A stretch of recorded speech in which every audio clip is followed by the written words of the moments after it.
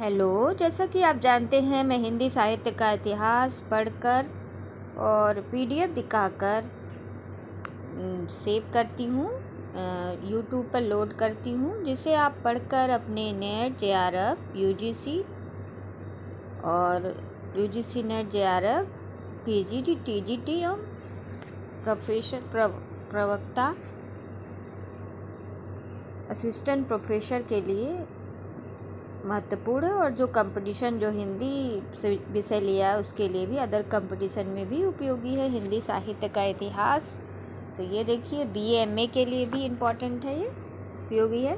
तो आप इसे सुनकर, आशा करते हैं इसे सुनकर और अपनी पीडीएफ किताब को देखकर लाभ उठा सकते हैं। तो सुनिए, आज का हमारा टॉपिक है स्वर्गीय लाला भगवान दीन।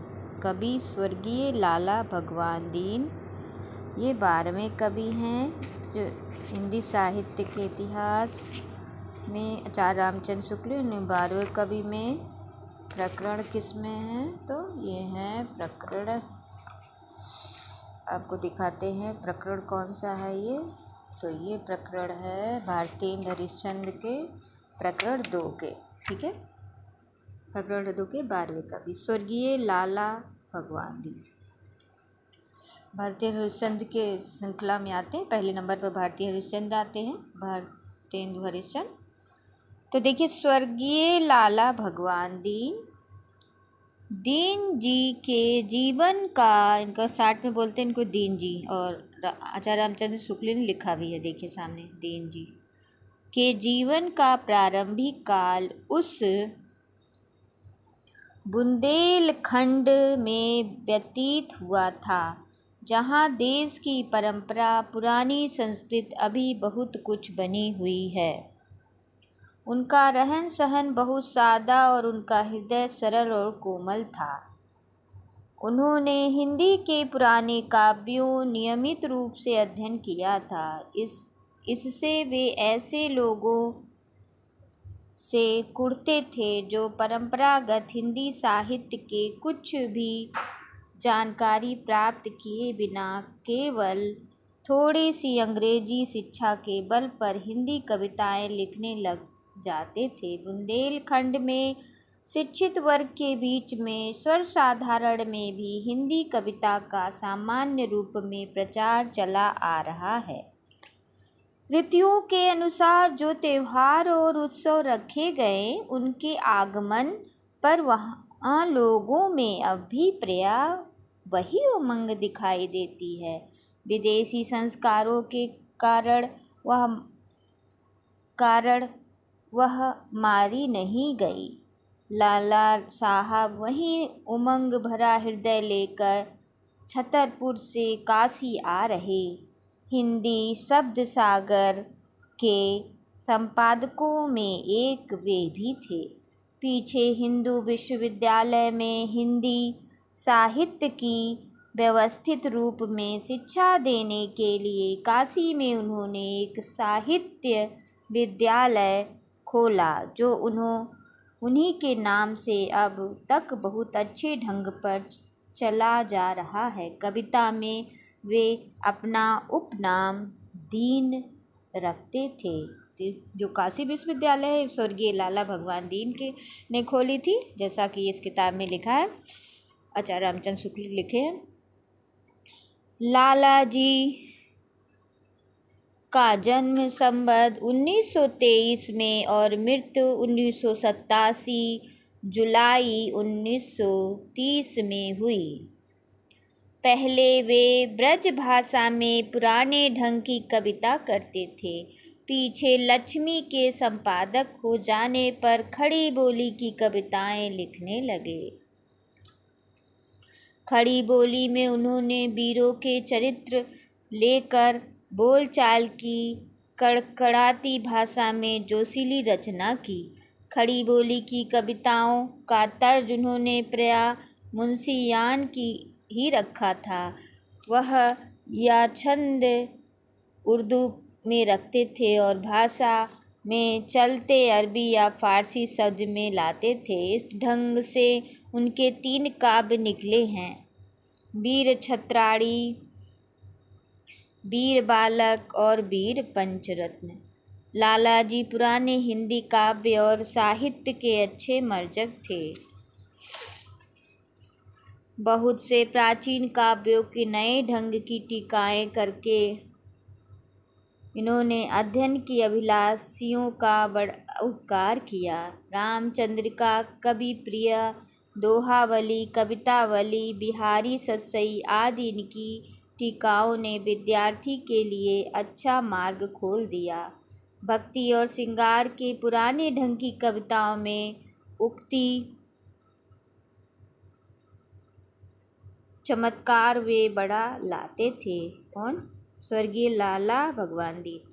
उनकी कविताओं के दोनों तरह के नमूने नीचे देखिए। सुन्नी मुन्नी को शिकते, साप को हवाल सब, बाढ़ी चित्त करुणा की अजब अमंग है, पद रज डारी करे पाप सब छारी, कर नवल सुनार दिए धमहु उतंग है, दीन भने ताहि लाखि जात पति लोक, और उपमा अभूत को सुझाने नए ढंग हैं, कौतुक निधान राम रज की बनाए रज्जू, पद में ते उड़ाई कृषि पत्नी पतंग हैं। वीरों की सुमाताओं का यश जो नहीं गाता, वह व्यर्थ सुकवि होने का अभिमान जानता।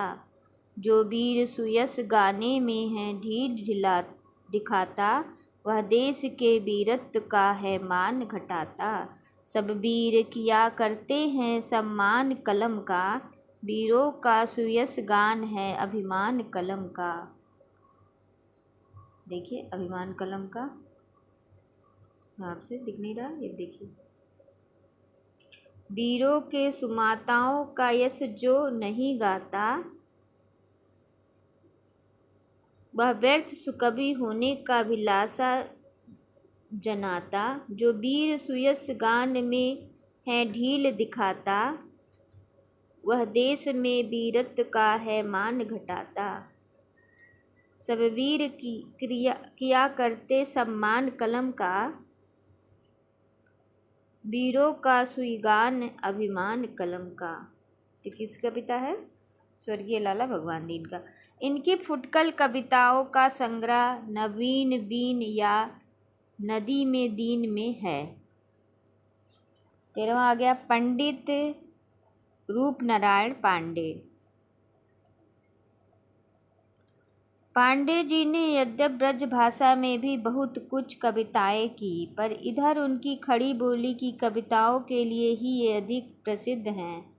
इन्होंने बहुत उपयुक्त विषय कविता के लिए चुने और उनमें पूरी रसात्मक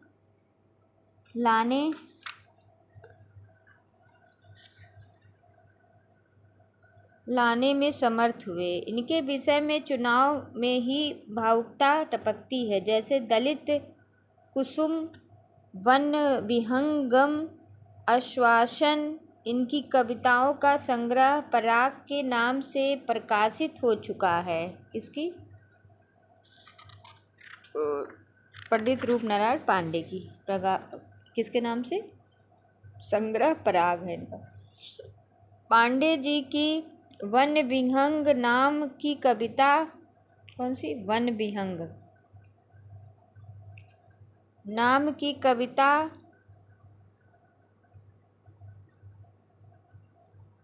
में हृदय की विशालता और सरसता का बहुत अच्छा परिचय मिलता है। दलित कुसुम की अनुक्ति भी बढ़ी।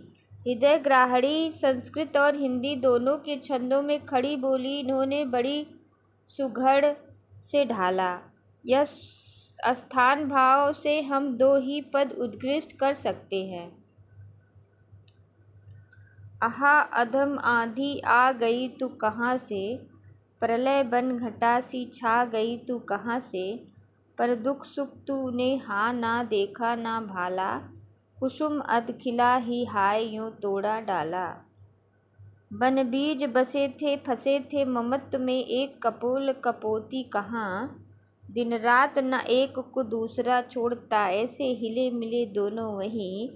बढ़ने लगा नित्य नया नया नेह, नई नई कामना होती रही। कहने का प्रयोजन है इतना, उनके सुख की रही सीमा नहीं। बनबीज बसे थे फंसे थे ममत्व में, एक कपोल कपोती कहीं। दिन रात न एक को दूसरा छोड़ता, ऐसे हिले मिले दोनों वहीं। कहने लगा नित्य नया नया नेह, नई नई कामना होती रही। कहने का प्रयोजन है इतना, उनके सुख की रही सीमा नहीं। तो नमस्ते।